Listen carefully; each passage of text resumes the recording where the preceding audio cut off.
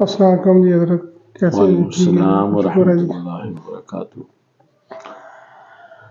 بسم اللہ الرحمن الرحیم۔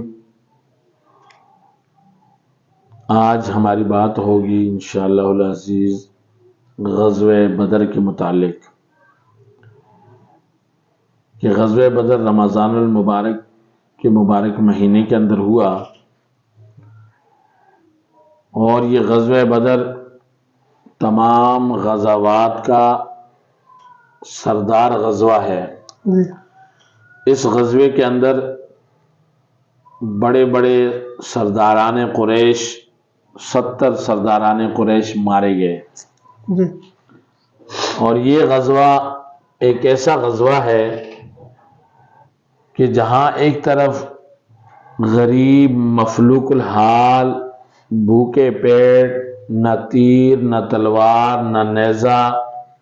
نہ سواریاں نہ کھانے پینے کی اشیاء، اور دوسری طرف پیٹ بھرے ہوئے مستی میں مست، مال و دولت کی فراوانی، ہر طرح کے اسلحہ سے لیس، اور لشکر جرار۔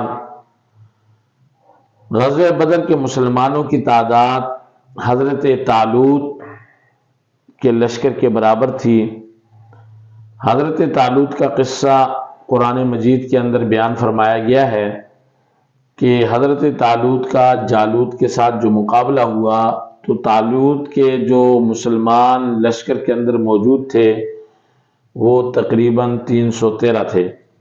اصحاب بدر کے مسلمانوں کی تعداد بھی 313 ہے۔ اصحاب بدر جب بدر کے میدان پر پہنچے تو حضور نبی کریم صلی اللہ علیہ وسلم نے سب سے پہلے میدان کا جائزہ لیا، اور ایک دن پہلے آپ علیہ السلام نے تمام جگہ بتلائیں کہ یہاں یہاں فلاں فلاں فلاں فلاں کافر مارا جائے گا، اور پھر رسول اللہ صلی اللہ علیہ وسلم خیمے کے اندر، راز و نیاز کے اندر عز و انکساری کا پیکر بن کر اللہ کے سامنے اپنے نیاز جبین بچھا کر اور اپنے دست سوال کو دراز کر کے اللہ جل شانہ سے یہ مانگا کہ اے اللہ، یہ مٹھی بھر مسلمان تھے جو میں لے کر تیرے راستے کے اندر میدان بدر کے اندر لے آیا ہوں، اگر آج یہ مارے گئے اور یہ اگر دنیا سے مٹ گئے تو دنیا میں کوئی تیرا نام لینے والا نہیں ہوگا۔ حالانکہ زمین و آسمان چلتا رہے گا، یہ نظام ہستی چلتا رہے گا، میں اور آپ بھی ہوں گے، لیکن تیرا نام لینے والے دنیا میں موجود نہ ہوں گے۔ حضور علیہ السلام کی دعاؤں کو اللہ نے قبول کیا، اور جب صبح کو مسلمان اور کافروں کے درمیان مڈ بھیڑ ہوئی تو اللہ جل شانہ نے اس جنگ کو طے ہونا لکھ دیا تھا کہ یہ جنگ لازمی ہو کر رہے گی۔ تو مسلمانوں کی آنکھوں میں کفار کی تعداد بہت کم نظر آئی، اور کفار کی آنکھوں میں مسلمانوں کی تعداد بہت کم نظر آئی۔ اس طریقے سے اللہ نے ان کی آنکھوں میں تعداد ایک دوسرے کی کم دکھائی تاکہ کوئی فرد میدان جہاد سے بھاگنے کی کوشش نہ کرے اور راہ فرار اختیار نہ کرے۔ آج حق اور باطل کے درمیان فیصلہ ہو جائے گا، اور یہ غزوہ تمام غزوات کا سردار ہے اور تمام غزوات کا تاج ہے، اور یہ پہلا اسلامی جنگ ہے اور اسلامی غزوہ ہے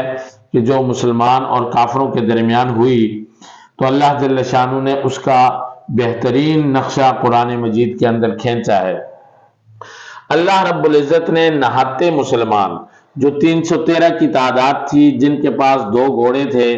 اور کچھ نیزے، ٹوٹی ہوئی تلواریں اور 2 اونٹ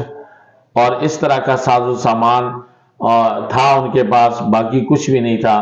لیکن مقابلے کے اندر ایک لشکر جرار تھا، ان کے پاس تیر اور تلوار، نیزے بھی تھے،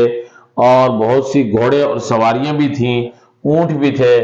اور مال و دولت کی فراوانی بھی تھی۔ اللہ رب العزت نے اس جنگ کے اندر یہ بتلا دیا کہ اللہ کبھی بھی مال و دولت کے زور سے جنگ نہیں جتواتا، کبھی اللہ رب العزت طاقت اور غرور اور فخر کی بنیاد پر کوئی جنگ جیت نہیں سکتا۔ اور اللہ جل شانہ نے اس غزوے کے اندر یہ بھی بتا دیا کہ کوئی آدمی اگر دوسرے سے طاقت میں بہت زیادہ ہو تو وہ کامیاب ہو جائے گا، نہیں، بلکہ اللہ رب العزت کی رضا اور اللہ کے سامنے گڑ گڑانے والے اور حالت جنگ میں اور حالت جنگ کے علاوہ اللہ کو کثرت سے یاد کرنے والے اور اللہ کے رسول کے حکم پر اپنی جان اور اپنا مال خرچ کرنے والے ایسے لوگ اگر میدان کارزار میں ہوں گے تو اللہ ہمیشہ ان کو کامیابی، ترقی اور کامرانی عطا فرمائے گا۔ اسی طرح 313 مسلمان، ان کو اللہ رب العزت نے جو نہتے بھی تھے، جن کے پاس اسلحہ بھی نہیں تھا، ان کے پاس گھوڑے اور سواریاں بھی نہیں تھیں، لیکن اللہ نے ان کو کامیاب کر کے دکھایا اور دنیا والوں کو بتلا دیا کہ جنگ اسلحہ کی بنیاد پر یا ٹیکنالوجی کی بنیاد پر نہیں جیتی جا سکتی، بلکہ جنگ جتوانے والی ذات وہ اللہ رب العزت کی ذات ہے کہ جو اللہ سے تعلق اچھا مضبوط جوڑ دے گا تو اللہ اس کا روب کافروں کے دلوں کے اندر بٹھا دے گا اور وہ میدان کارزار کے اندر کامیاب اور کامران ہوگا۔ تو یہ جنگ بدر کا مختصر سا خلاصہ تھا جو مسلمانوں نے جنگ بدر کے اندر شرکت کر کے اور اپنے آپ کو ہمیشہ کے لیے کامیاب کیا اور اللہ کی رضا کا سبب بنے اور اللہ نے ان کے لیے اپنی رضا کا اعلان کیا۔ اسی لیے فرمایا کہ یہ جو حضور نبی کریم صلی اللہ علیہ وسلم کی سنت کو پورا کرنے والا ہوتا ہے، ایک سنت کے اوپر عمل کرنے والا ہوتا ہے، تو اس کو بدر کے 100 شہیدوں کے برابر ثواب دیا جائے گا۔ تو یہ بدر کے جو 100 شہید ہیں، ان بدر کے شہداء کا بہت بڑا مقام ہے، بدر کے غازیان کا بھی بہت بڑا مقام ہے، اس لیے کہ ان بدر کے اندر شرکت کرنے والوں کے بارے میں اللہ کا اعلان ہے کہ اللہ رب العزت نے ان کی مدد کی ہے، اس وقت مدد کی ہے جس وقت یہ کمزور تھے۔ وَلَقَدْ نَصَرَكُمُ اللَّهُ بِبَدْرٍ وَأَنْتُمْ أَذِلَّةٌ، جب یہ کمزور تھے اس وقت اللہ نے ان کی مدد کی اور ان کو کامیاب کیا۔ تو اللہ کی معیت ان کے ساتھ ہے، اللہ کی رضا ان کے ساتھ ہے، اللہ ان سے راضی ہیں، اللہ ان سے خوش ہیں، اس لیے اللہ رب العزت نے صحابہ کرام جو بدر کے اندر شریک ہوئے ان کو کامیاب کیا اور کامران ہوئے، اور رہتی دنیا کے لیے اللہ رب العزت نے ان کفار مکہ کو، قریش مکہ کو نشان عبرت بنا دیا کہ ایک نہتے مسلمانوں کے ہاتھوں سے اتنے بڑے ٹیکنالوجی کے ساتھ اور اسلحہ کے ساتھ لیس لشکر کو